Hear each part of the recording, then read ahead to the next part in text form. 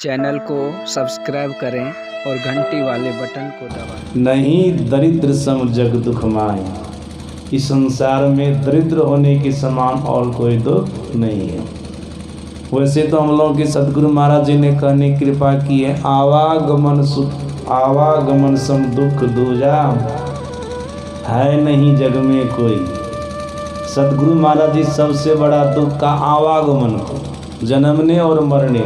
सज्जन जन्म ले करके जब तक नहीं मरे हैं, जीवित हैं, संसार में हैं, अगर आप दरिद्र हैं फिर आपके समान और कोई दुखी संसार में नहीं है। मैं जब यात्रा करता हूँ, दूर दूर जब सत्संग प्रवचन के लिए जाता हूँ, जैसे बम्बई गया, दिल्ली गया, बड़े बड़े शहरों में जाने का अवसर जब मिलता है, ट्रेन से यात्रा करता हूँ। जब हवाई जहाज़ से यात्रा करता हूँ तो उतना पता नहीं चलता है, लेकिन ट्रेन से यात्रा करने पर पता चलता है। ऐसे ऐसे गरीब लोग प्लेटफार्म पर घूमते रहते हैं। जब कोई आदमी खाने लग जाते हैं न, तो उनके मुँह के पास में हाथ दे देता है, क्या आप हमको कुछ दे दीजिए। कोई दयालु आदमी है तो दे भी देते हैं, और जिनके भीतर में दया नहीं है वो फटकार देते, भागो यहाँ से, तुमको नहीं देंगे, भगा देते हैं। वही व्यक्ति जब खा करके थोड़ा सा छोड़ देते, फेंक देते प्लेटफार्म पर, तो उठा करके खाने लग जाता है। जिसको भगाया उठा करके खाने लगता है। जूठा खाने के लिए वो तरस रहे हैं। किसी के खाने के समय उनके मुंह के पास में हाथ दे देते हैं। क्या है ये? यही तो दरिद्री है, यही तो दरिद्री है। दूसरे का फटकार भी आता है। सज्जनों, ये नौबत उनके जीवन में क्यों आई? वेद भगवान कहते हैं इसलिए आई कि अपने जीवन में, पूर्व के जीवन में वो दान नहीं किया था, इसलिए वो संसार में दरिद्र बन करके दाने दाने का मुहताज है। खाने के लिए नहीं मिलता है। जैसा वस्त्र पहनना चाहता वैसा वस्त्र भी वो नहीं पहन पाता है। जैसा मकान में रहना चाहता वैसा मकान वो नहीं रह पाता है। जैसी सवारी में चढ़ना चाहता वैसी सवारी में वो चढ़ नहीं पाता है। शंकराचार्य जी महाराज के जीवन चरित्र में मैंने पढ़ा था, एक बार शंकराचार्य जी महाराज एक भीख मांगने वाली बुढ़िया के यहाँ गए भिक्षा मांगने के लिए। ये भीख मांगने वाली बूढ़ी माता सरकारी ज़मीन में फूस की झोपड़ी बना करके रहती थी या भीख मांग करके खाती थी। शंकराचार्य जी महाराज उन्हीं के यहाँ गए भिक्षा मांगने के लिए। शंकराचार्य जी महाराज ने कहा, माता जी भिक्षाम देई, भिक्षाम देई, भिक्षाम देई। बूढ़ी माता कुटिया के अंदर में थी, झोपड़ी के अंदर में थी। झोपड़ी के अंदर से ही कहती है, महात्मा जी आपको देने के लिए हमारे पास में कुछ भी नहीं है। मैं स्वयं भीख मांग करके खाने वाली हूँ, सरकारी ज़मीन में झोपड़ी बना करके रहती हूँ। देखिए 7 दिनों से मैं स्वयं कुछ भी नहीं खाई हूँ। कारण है शरीर में बुखार लगा, भीख मांगने भी नहीं गई, तो भीख मांग करके लाती तब न खाती, इसलिए मैं स्वयं भूखी हूँ, आपको क्या दे सकती हूँ। शंकराचार्य जी महाराज ने कहा, माता जी थोड़ा कुटिया का फाटक खोल करके हमारे सामने में आ जाओ, मैं तुमको देख लूँ कि तू कैसी है। तुमको देख करके पता चल जाएगा कि तू भूखी है कि भोजन की है। थोड़ा खोलो कुटिया को। बूढ़ी माता जी कुटिया के अंदर से कहती है, महात्मा जी कुटिया कैसे खोलूं? सही से बदन पर वस्त्र भी नहीं है। शंकराचार्य जी महाराज को दया आ गई। उनके शरीर पर एक चादर थी, चादर शरीर पर से उतार करके फूस की झोपड़ी टूटी हुई थी, ऊपर से छप्पड़ पर से जहाँ से घास हटी हुई थी, चादर कुटिया के अंदर में घुसा दी। शंकराचार्य जी महाराज ने कहा, माता जी इस चादर को पहन करके बाहर आ जाओ हमारे सामने। बूढ़ी माता जी उसी चादर को पहन करके कुटिया से बाहर आती है। और शंकराचार्य जी महाराज उनके नख से सिख तक पूरा लिहाड़ करके देखते हैं, नज़र दौड़ा करके देखते हैं कि कैसी है। शंकराचार्य जी महाराज देखते हैं कि सही माने में बहुत कमज़ोर है, इनके मुंह से पता चलता है बहुत भूखी है। जब शंकराचार्य जी महाराज की दृष्टि बुढ़िया की पेट पर गई तब शंकराचार्य जी महाराज देखते, अरे भूख के चलते बुढ़िया का पेट पीठ में सट गया है। स्वाभाविक बात है, कोई भूखे लोग हो तो उसका पेट पीठ में सट जाता है। कोई सेठ साहूकार तो बुढ़िया थी नहीं, सेठानी तो थी नहीं वो कि पेट उसका पूरा सेठ के तरह रहेगा। तो गरीब आदमी पहले से कमज़ोर और 7 दिनों से भूखी थी, उसका पेट पीठ में सट गया था, इतनी भूखी थी। शंकराचार्य जी महाराज को दया आ गई। शंकराचार्य जी महाराज माता लक्ष्मी का स्तवन करते हैं। तो शंकराचार्य तो कोई साधारण थे नहीं, भगवान शंकर के अवतार थे। हम आप दिन रात स्तुति करते गुरु महाराज जी की, तब भी गुरु महाराज जी प्रकट नहीं होते हैं। लेकिन शंकराचार्य जी महाराज स्तुति की, माता लक्ष्मी प्रकट हो गए। यह विशेष पुरुष थे, महापुरुष थे। हम आपके अंदर में उतना लगन नहीं, हम आपके अंदर में उतना प्रेम नहीं, इसलिए दिन रात स्तुति करने पर भी हमारे गुरुदेव प्रकट नहीं होते हैं। वे तो महापुरुष थे, उनके अंदर में प्रेम था, लगन था। जैसे स्तुति की, माता लक्ष्मी का आवाहन किए, माता लक्ष्मी प्रकट हो गए। माता लक्ष्मी ने कहा, शंकर क्या बात है, तू मेरी स्तुति की, क्या बात है, हमको बुलाए। शंकराचार्य जी महाराज ने कहा, माता जी ये बूढ़ी माता को देखिए, बहुत गरीबीन है, भीख मांग करके खाती है, सरकारी जमीन में फूस की झोपड़ी बना करके रह रही है। घर बनाने के लिए जमीन नहीं है, पहनने के लिए वस्त्र नहीं है, खाने के लिए अन्न नहीं है, भीख मांग करके खाती है। बीमार है कई दिनों से, इनके घर में कुछ भी नहीं है, भूखी है। इनके पेट को देखो, भूख के कारण इसका पेट पीठ में सट गया है, इस पर दया करो, धन दे दो। माता लक्ष्मी धन देने वाली, धन प्राप्त करने वाले व्यक्ति माता लक्ष्मी का पूजन करते हैं। शंकराचार्य जी महाराज कहते हैं, माता जिसको धन दे दो।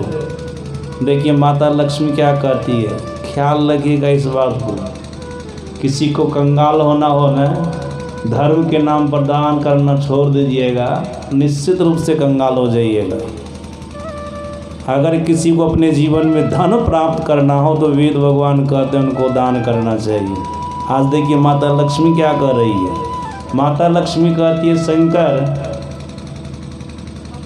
तो ध्यान लगा करके देखो कि बुढ़िया के कर्म खाता में कहीं भी दान है। ये बुढ़िया कई जन्मों तक धर्म के नाम पर कुछ भी दान की है, ध्यान लगा करके देखो तो। सुनो शंकर, मैं उसी को देती हूँ, संसार में उसी को धन देती हूँ जो पूर्व जन्म में धर्म के नाम पर दान करता है, उसी को मैं धन देती हूँ। तो देखो तो इनके कर्म खाता में कहीं भी दान है।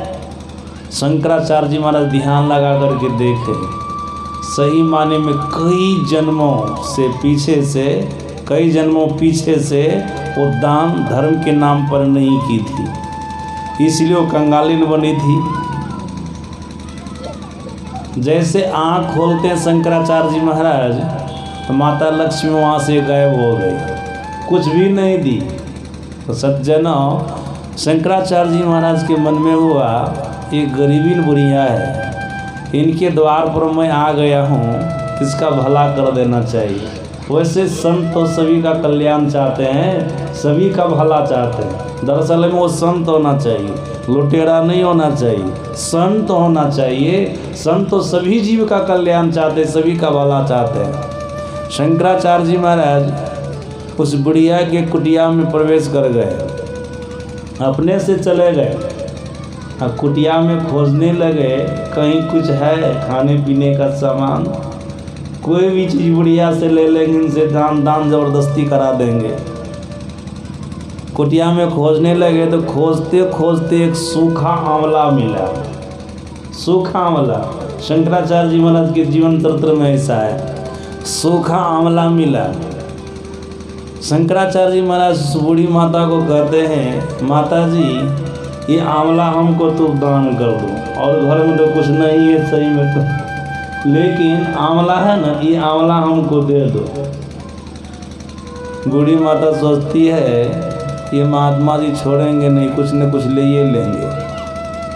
सज्जनों, जब सत्पुरुष महापुरुष महात्मा लोग दान के बारे में बतलाने लग जाते हैं ना, कितने लोगों के मन में हो जाता है कि अपने लेने के लिए ऐसा कहते हैं, लेकिन वे धर्म ग्रंथ को पढ़ेंगे तो उनको पता चलेगा नहीं, उन्हीं के भला के लिए ऐसा कहा जा रहा है। धर्म ग्रंथ में ऐसा है, कोई बनावटी बात तो है नहीं, आपके ही कल्याण के लिए बात कही जा रही है। और आप संसार में देख रहे हैं गरीब है और अमीर है, क्यों ऐसा है? गरीब भी मनुष्य ही है और अमीर भी मनुष्य ही है, तो गरीब अमीर क्यों हो गए? सबको तो एक समान होना चाहिए। तो महापुरुष होने का कर्म के आधार पर होता है। जो पीछे के जन्म में दान पुण्य किया था वही जन्म में धनवान बन कर के आए हैं, और जो दान पुण्य नहीं किया तो गरीब बन कर के आए हैं। तो मनुष्य, लेकिन गरीब अमीर तो इसी हिसाब से होता है, इसी हिसाब से होता है। सज्जना, बूढ़ी माता सोचती है कि ये छोड़ेंगे नहीं, वो सूखा आंवला उनको दे दिए, शंकराचार्य जी महाराज को दे दिए। और शंकराचार्य जी महाराज उस सूखे आंवला को धो करके बढ़िया से भोग लगा दिए, मतलब उसको खा लिए। खाने के बाद फिर माता लक्ष्मी का स्तवन करते हैं। माता लक्ष्मी फिर प्रकट हो गई। शंकराचार्य जी महाराज कहते, माता जी अब देखो तो बुढ़िया के कर्म खाता में कुछ दान उन्हें है कि नहीं। तब माता लक्ष्मी कहती है, शंकर, जिस जीव का भला संत सोच लेंगे उस जीव का भला कैसे नहीं होगा। जिस जीव का कल्याण संत सोच लेंगे इनका कल्याण करना है, उसका कल्याण कैसे नहीं होगा। देखो, एक आंवला दान किए बुढ़िया, उसका चमत्कार क्या होता है। शंकराचार्य जी महाराज के जीवन चरित्र में मैंने पढ़ा, बुढ़िया के छप्पर पर, बुढ़िया के आंगन में आंवला के समान समान सोने की वर्षा कर दी। सज्जनों, एक आंवला वो दान की थी, आज देखिए उनके जीवन में धन का अभाव रहा, धन का अभाव नहीं रहा। तब न महापुरुष कहते हैं, धर्म के नाम पर एक लगाओगे ना तो 10 पाओगे, लेकिन वही है कि एक लगाने में ही बहुत कठिनाई होती है। लोग एक लगाना नहीं चाहता है। धर्म के नाम पर 1 रुपये दोगे ना तो परमात्मा तुमको 10 रुपये देंगे। आज बुढ़िया के जीवन में कुछ कमी रही, आंवला के समान सोने की वर्षा कर दी। उनका घर आंगन सब भर गया सोना से। जो दरिद्र नारायण बुढ़िया थी, दरिद्री थी, आज उनके जीवन में धन का अभाव नहीं रहा, पर्याप्त मात्रा में धन हो गया। तो महापुरुष कहते हैं, दान करने वाला धनवान होता है और कंजरपना दिखाने वाला कंजूस आदमी आगे के जीवन में निर्धन होता है, गरीब होता है, वो कंगाल होता है। इसलिए वेद भगवान कहते हैं कि दान करना चाहिए। दान करना भी एक प्रकार का यज्ञ करना है। सज्जनों, आप लोग कभी सत्संग में सुने होंगे, पता होगा, जो दान से रहित मानव होता है केवल मर्त भुवन में ही वो दरिद्र नहीं होता है। जब शरीर छोड़ करके स्वर्ग ब्रह्मलोक वैकुंठ लोक जाता है ना, तो वहाँ भी उनके पास दरिद्री लगी रहती है, उनको दरिद्री लगी ही रहती है, वहाँ भी वो कंगाल होता है। मैंने वाल्मीकि रामायण में पढ़ा, महाभारत में भी पढ़ा और सदगुरु महाराज जी के प्रवचन में भी पढ़ा। आप लोग कभी न कभी सत्संग में सुने ही होंगे। एक राजा श्वेत थे जो कठोर तप किया था, तप रूपी यज्ञ किया था, वो कठोर तप किया था ब्रह्मा जी के नाम पर। उनका शरीर छूटा, ब्रह्मलोक चले गए। ब्रह्मलोक में रह रहे थे, लेकिन वहाँ पर उनको भूख लगने लगी। ब्रह्मा जी के पास गए, ब्रह्मा जी को बोले, हे ब्रह्म देवता, हमको ब्रह्मलोक में भूख लग रही है। हमें पहले सुना था कि ब्रह्मलोक में किसी को भूख नहीं लगती है, स्वर्गलोक में भी भूख नहीं लगती है, वैकुंठ लोक में भी भूख नहीं लगती है, लेकिन आपके लोक में ब्रह्मलोक में आने पर हमको भूख लग रही है, ये क्या बात है? तो ब्रह्मा जी ने क्या कहा, हे राजा श्वेत सुनो, मर्त भवन में रह करके तो तप रूपी यज्ञ तो किया, मतलब तप तो किया, लेकिन अपने जीवन में दान नहीं किया था। दान नहीं करने के कारण ब्रह्मलोक में आने पर भी तुमको यहाँ पर भूख लग रही है, जबकि यहाँ भूख नहीं लगना चाहिए। जो मर्त भवन में दान करता है उसका पेट यहाँ पर बढ़ा रहता है, उनको भूख लगती ही नहीं है, और तुमको यहाँ पर भूख लग रही है। इसका कारण है कि तुम मर्त भवन में दान नहीं किया था। सज्जनों, धर्म के नाम पर दान हो, गरीबों को दान हो, साधु ब्राह्मणों को दान हो, ये सबको दान करना चाहिए। मतलब अभावग्रस्त व्यक्ति को दान करना चाहिए, धर्म के नाम पर दान करना चाहिए। ये सब तो नहीं किया, इसीलिए तुमको यहाँ पर भूख लग रही है।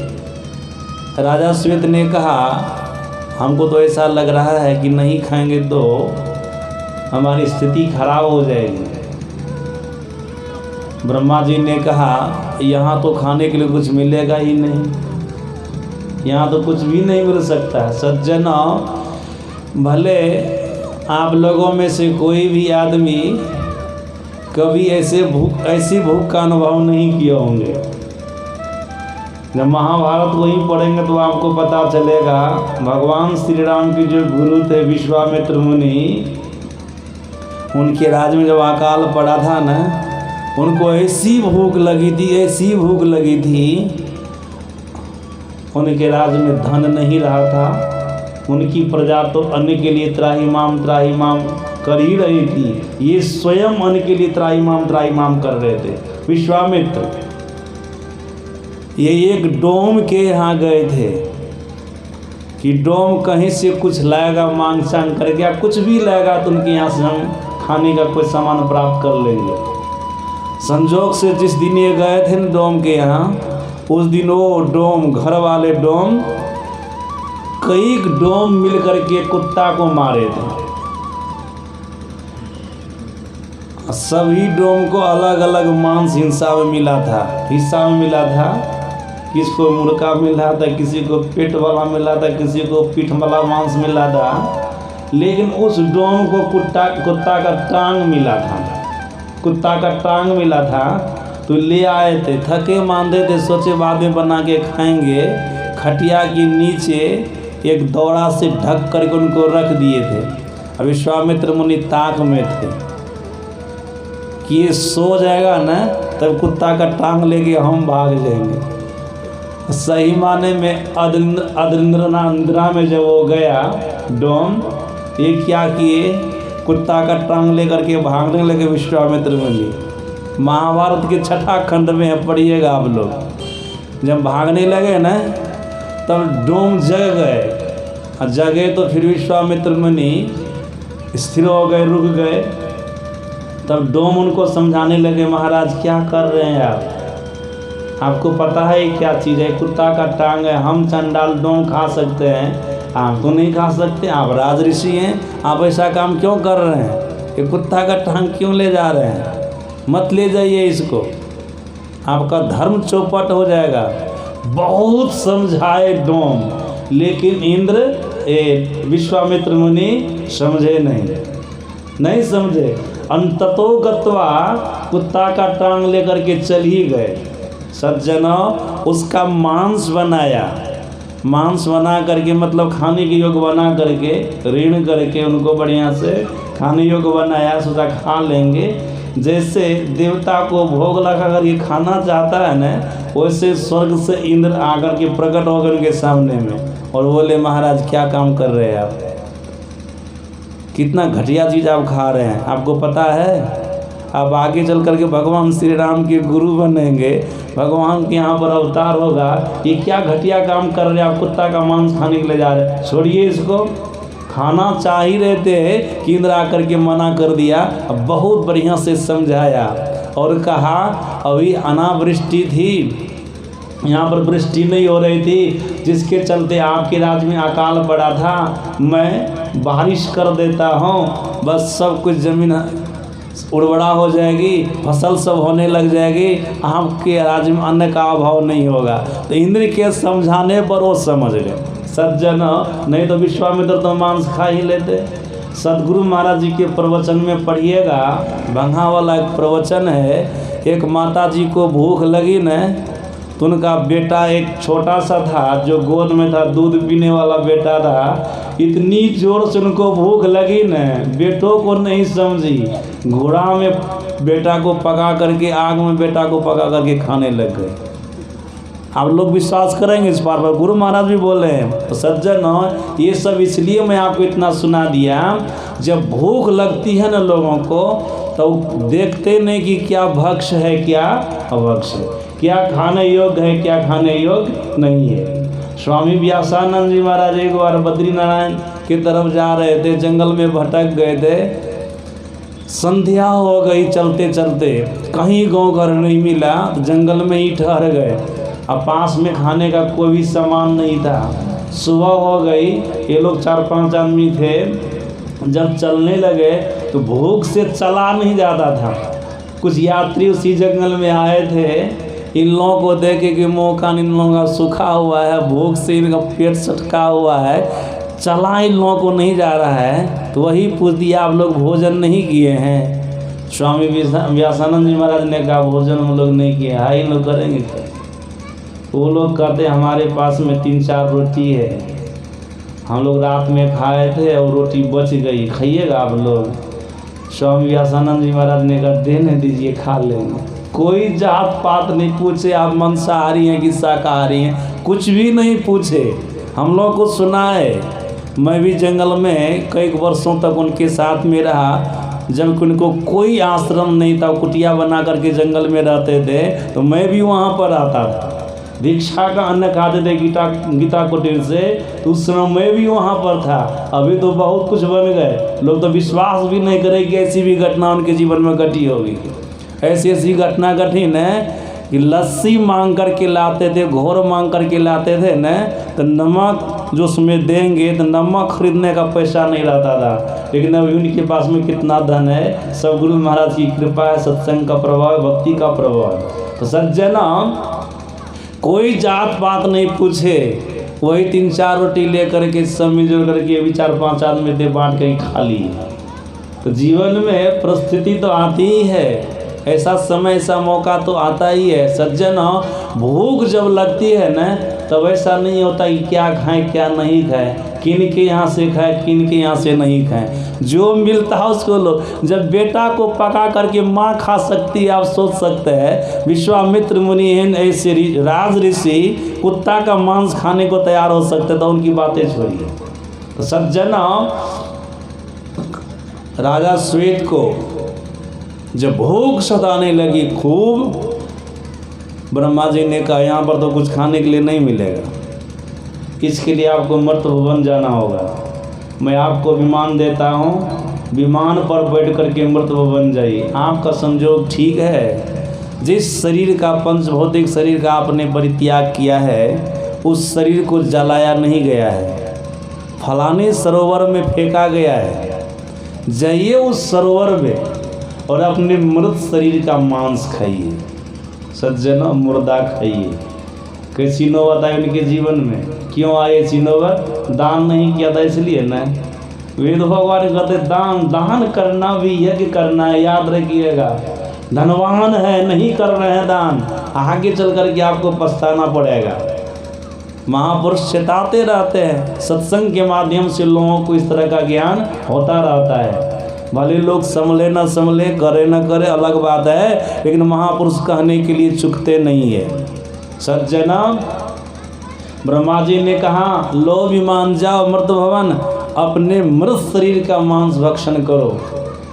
सज्जना, राजा श्वेत विमान लिए धरती पर आए मृत शरीर का मांस खाने के लिए।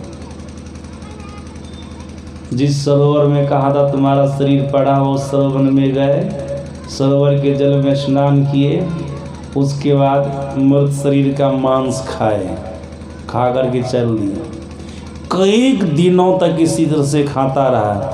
एक दिन राजा श्वेत पूछते हैं ब्रह्मा जी को, ये कार्यक्रम हमारा कब तक चलता रहेगा? तब ब्रह्मा जी ने कहा जब अगस्त जैसे महान संत का दर्शन हो जाएगा और तू उसको कुछ दे देगा, बिना दिए काम चलने वाला नहीं है, उसको कुछ दे देगा तो उनके ही आशीर्वाद से तुम्हारा ये भोग छूटेगा, नहीं तो तुमको तब तक खाना ही पड़ेगा मृत शरीर का मांस। सज्जनों, संजोग की बात है, रोज आते थे विमान से, खा करके मांस चले जाते थे। एक दिन राजा श्वेत विमान से नीचे उतरे, सरोवर में जाकर के स्नान किए और मृत शरीर का मांस खाए, खा करके आए विमान पर बैठने के लिए, अब चलना है ब्रह्मलोक। इतने में वहाँ पर अगस्त मुनि आ गए। ऐसा संजोग होने वाला था, इसलिए ब्रह्मा जी ने उनका नाम लिया था। अगस्त मुनि आ गए। अगस्त मुनि उनको पूछते हैं, अरे बड़ा दिव्य विमान पर बैठता है और तुम्हारा शरीर भी बड़ा दिव्य है, लेकिन काम तो बड़ा घटिया करता है। का क्या किए काम घटिया? का लाश खाया, मुर्दा खाया, हम सब लीला देख रहा था तुम्हारा, माँ लाश खाया, मुर्दा खाया, ऐसा क्यों? अब राजा श्वेत कहता है महाराज देखिए, मैं मृत भवन में था, मेरा नाम श्वेत है, मैं संपूर्ण पृथ्वी का राजा था, चक्रवर्ती राजा। बहुत सारे सत्कर्मों को मैंने किया था, अंतिम में कठोर तप भी किया। सत्कर्मों के प्रभाव से, तप के प्रभाव से ब्रह्मलोक की प्राप्ति हो गई। मैंने जीवन में कभी दान नहीं किया था, जिसके चलते ब्रह्मलोक जाने पर भी हमको वहाँ पर भूख लगने लगी। तो ब्रह्मा जी को मैंने पूछा ऐसा क्यों? तो ब्रह्मा जी ने कहा तुम मृत भवन में दान नहीं किया था, इसलिए ब्रह्मलोक में तुमको भूख लग रही है, जबकि यहाँ पुण्य से पेट भरा रहता है। तो मैंने कहा हमारी भूख कैसे मिटेगी? ब्रह्मा जी ने कहा यहाँ भूख मिटने वाली नहीं है, ब्रह्मलोक में भूख मिटने वाली नहीं है। तुमको मैं विमान देता हूँ, मृत भवन में जाओ, तुम्हारे शरीर को फलाने सरोवर में फेंका हुआ है, उसमें जा कर के अपने शरीर का मांस खाओ। तो मैं ब्रह्मलोक से रोज विमान से नीचे उतरता हूँ और सरोवर में, इसी सरोवर में जा कर के जहाँ पर मेरा शरीर पड़ा हुआ, मेरी लाश है, वो हमारा ही शरीर है, तो अपने ही शरीर का, मृत शरीर का मांस खाता हूँ और चला जाता हूँ। सज्जनों, जब इस तरह से राजा श्वेत उनको बता दिए तो राजा श्वेत ने उनसे पूछा महाराज आप कौन हैं? अगस्त मुनि कहते मैं अगस्त हूँ। तो अगस्त का नाम तो ब्रह्मा जी पहले लिए थे, उनका भेद बता दिए थे। जैसे बोले मैं अगस्त हूँ, वैसे राजा श्वेत विमान से नीचे उतरे, उनके चरण पर गिर गए। अब ब्रह्मा जी ने ब्रह्मलोक में एक चादर दिया था उनको ओढ़ने के लिए, वाल्मीकि रामायण के आधार पर एक चादर दिया था उनको ओढ़ने के लिए। उसी समय शरीर पर से चादर उतार करके अगस्त मुनि को दान कर दिए। उस समय अगस्त मुनि कहते हैं राजन जाओ, आज दिन से तुमको मृत शरीर का मांस खाना नहीं पड़ेगा। उनका वो भोग समाप्त हो गया। तो सज्जना, ये प्रसंग कब खुला? जब भगवान श्री राम वनवास काल में अगस्त मुनि की कुटिया पर गए। अगस्त मुनि वही चादर जब भगवान श्री राम को दान करने लगे, भगवान श्री राम ने अगस्त मुनि को कहा मुनिवर ये चादर तो ब्रह्मलोक की है, इस चादर को विश्वकर्मा ने बनाया, ये ब्रह्मा के पास थे तो आपके पास कैसे आ गई?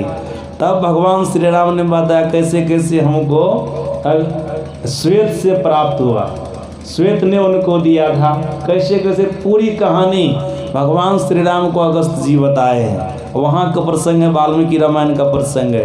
कहने का अभिप्राय, ये जो मैं आपको प्रसंग सुनाया आप लोग समझ गए होंगे। दान नहीं करने वाले व्यक्ति केवल मृत्यु भवन में कंगाल नहीं होता, दरिद्र नहीं होता है, वो ब्रह्मलोक में भी जाता है न, स्वर्ग लोक में भी जाता है न, वैकुंठ लोक में भी जाता है न, वहाँ पर भी उनके पास दरिद्री लगी रहती है, वहाँ पर भी वो कंगाल होता है, वहाँ की पर भी उनके जीवन में अन्न का अभाव होता है, वहाँ पर भी उनको भूख लगती है, प्यास लगती है। सज्जना, इसलिए वेद भगवान कहते हैं दान करना भी एक प्रकार का यज्ञ करना है। इसके बाद